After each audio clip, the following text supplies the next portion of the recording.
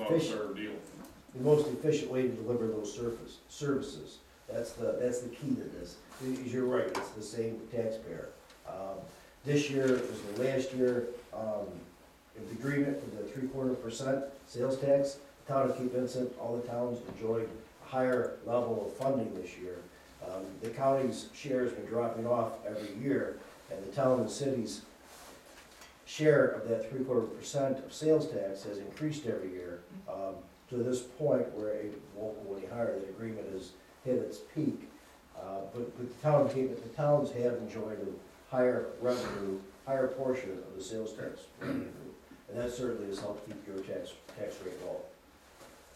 And the majority of our budget is mandated from the state. 70% of it's social services. And there's a larger burden today than there was 6 months ago. And it's certainly not going to dissipate anytime soon. So, I think that's all I had for tonight. Does you guys have any questions for me? How's the jail project going? Some stuff this week. Yeah, we had a presentation by our engineers and consultants. That process has been lengthy and for good reason. Planning is a major part of any local government's job.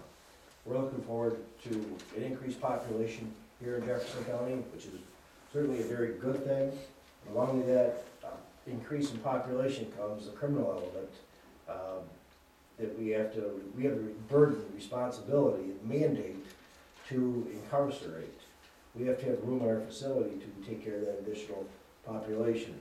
Then in several meetings with the Commission of Corrections, they are their projection for our prison population was much, much greater than our own.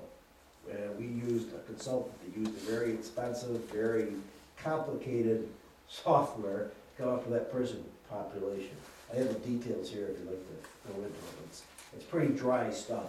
But the Commission of Corrections, just to make it, Commission of Corrections used a formula based on our worst day, our highest peak, and they took that number and they used a multiplier and just brought that out 10, 15, 20 years.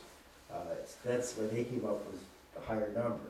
Their number indicated, and they would like to see almost a doubling of the jail. We can't do that. We can't afford to do that. We don't need to do that.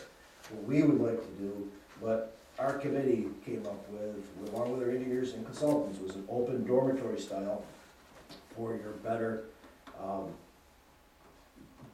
prisoners.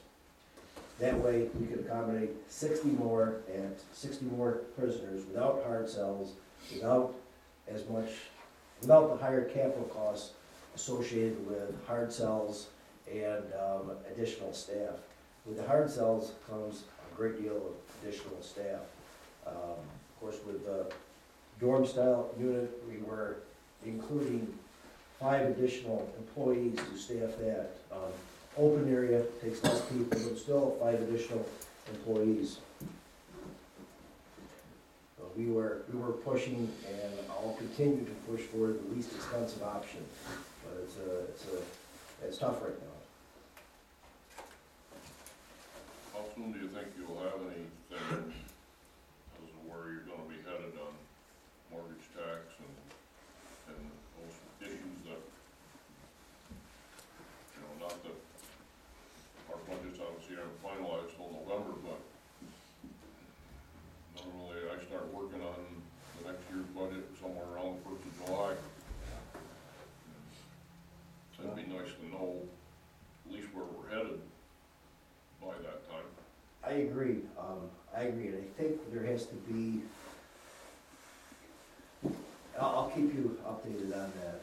When your supervisors group, when you do an association, I'm sure that'll be the topic of your conversation.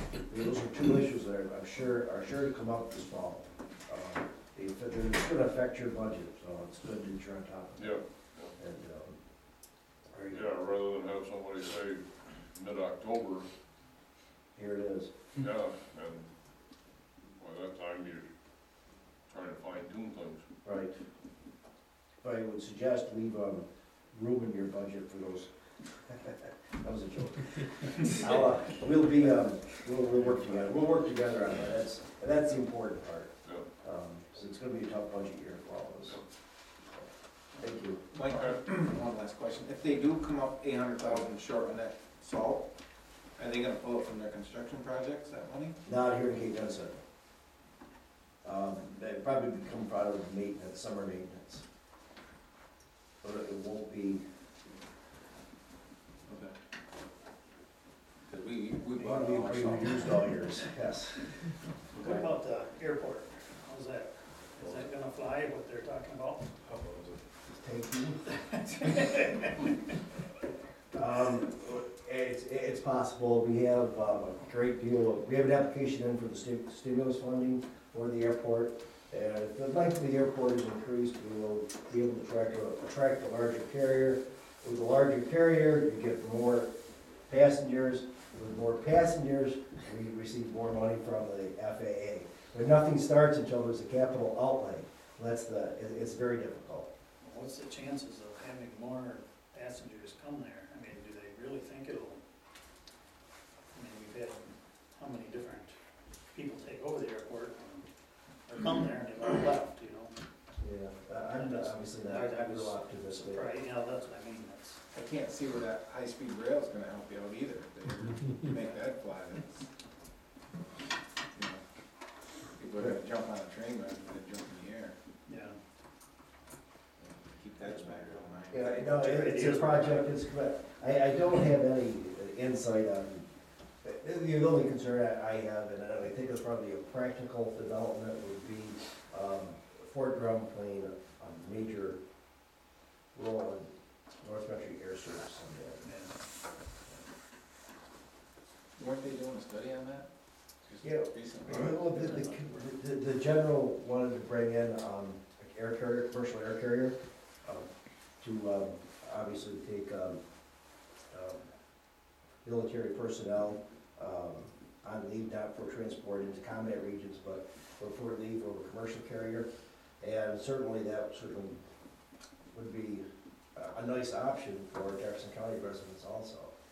And it's, But we're still paying for the other one. yeah, we still have a commitment at the facility we own. That's a commitment, that's long-term, and will have to be maintained, and it is a viable part of the North Country. You can't have businesses, in any growth in an area without viable air transportation. That's why there is a essential air service program, which is federal monies coming back into these small communities to provide air service. We can't grow without it.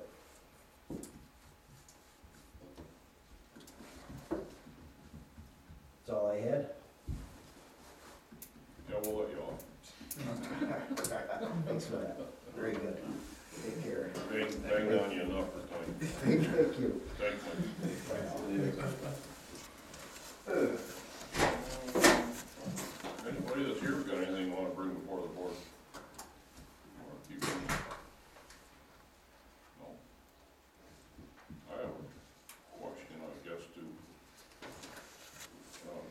I guess you're aware of the fact that I took the first step, I guess, this year, in this year's budget, of trying to get our water districts put into one.